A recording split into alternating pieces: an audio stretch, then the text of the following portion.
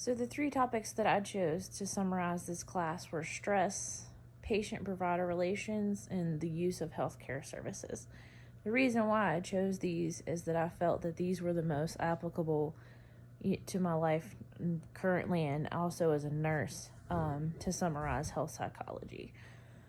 Definitely have been experiencing stress this semester as trying to be pregnant and going to school and working full-time as a nurse. Definitely understand the stress factor. So stress being summarized as the negative emotional experiences, stressors, the problems that cause this stress, and how we perceive them. Attempting to balancing all of these things, I often get asked, how do you do it? But as we covered in class, stress is kind of how we perceive it. It depends on the individual. Some people may see things as stressful that other people don't. And I personally don't perceive, I feel stressed at times, but I don't perceive as what I do as too much. Although, it may be interpreted to other people, and how we react is just based on our own individual psychology. There's psychosocial issues that could be a factor as well. I happen to be very lucky to have access to everything that I need for my baby, but I could see how that could be a stressor for other people as of just realizing all of the things that you need for a baby. I have a good job, I have a husband and everything else, but some people don't have access to those resources. It just even, like, I've had a son before, but just doing it this time, I cannot believe the amount. That was 8 years ago. I cannot imagine the amount of things that you need for a baby.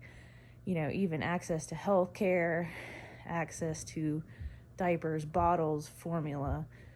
That may be a huge stressor for other people where it's not for me, and I just happen to be lucky in that area. And I have a big support system that, other people may not have, and that could be a stress contributed for others. As far as patient-provider relations, as we read, 85 million Americans are using the HMOs, which is where the employer pays for your insurance, or you pay a part of it, but it's through your insurance. I'm lucky to have access to insurance. I'm a government employee. I'm actually a medical surgical nurse at the VA. So, I have access to health care. That's not been a concern for me. However, some people may not, lower social classes, if they don't have health insurance, they have a job that doesn't provide it, and they can't afford it on their own. If they were to be in a situation like me where they have a baby, I can go to the OB and not pay a copay and not even think twice about it. But, really reading the material in class and thinking about those things on a different perspective of how that may not be the reality for everybody. And I just can imagine that would be a huge stress. So tying the stress concept into a patient-provider relations, I can understand this from a nursing perspective as well. The psychosocial application, my baby is actually breech, so he's not in the right position to be born, and I'm currently 8 months pregnant. So I had a patient-provider relationship issue to where I went to a visit, and she told me my only option was having a C-section. I'm a healthcare worker, so I know that I have more than one option. But if you're not, and your provider tells you that, that's a very stressful thing for someone. So, I felt like maybe she wasn't being as thorough as a provider as she could have been, saying, hey, here's some other options. And it turned out there was other options. I can go to a chiropractor, etc., but that's not the important point. The important point being that instead of taking the time to educate the patient, she basically just gave me one ultimatum. And had I not been a healthcare provider of some sort, how would I have known? I would be very, very stressed from that situation, feeling that's my only option.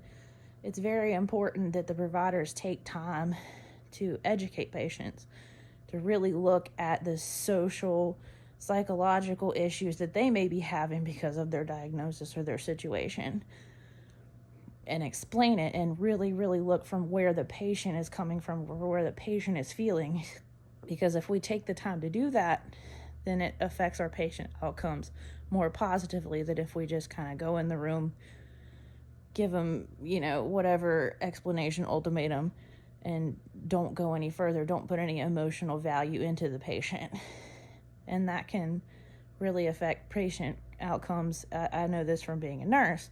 If we don't take time to educate our patients, say example like a congestive heart failure patient, we can read him word for word his discharge instructions that were written by a physician, but he may not understand why it's important to take this medication, why it's important to take a low salt diet, why it's important to make these lifestyle changes. We can just read it off to him like we're supposed to and do the bare minimum, or we can take time to explain to them why it's important to do these things. So, providers not only being doctors, but nurses, anyone involved in patient care, it's important that we take time to invest in the patient. And as far as using of healthcare services, I've definitely been using a lot of that lately, being pregnant and whatnot. And like I had mentioned earlier, having such easy access to it, I'm very fortunate, but however, everybody else may not. The lower social classes are less often use healthcare services because they may not have insurance. They might not be able to afford the co-pays. There's several reasons as to social factors to that, that can result in them having not as good health as those who are fortunate to have it. As a woman, we use healthcare services more frequently, and I can see that now as well. So the stress people may feel from all the other social impacts from, especially in 2020 with COVID and whatnot, everyone losing their jobs. Not everyone, but certain people, certain social classes losing their jobs, especially like restaurants and whatnot, lower wages. They may start to feel more ill because of the social impacts that they're encountering, financial issues, and they still may not be able to even access health care. The symptoms they'll feel in from the stress, such as fatigue, they may think that they're having more going on. So all of this is integrated.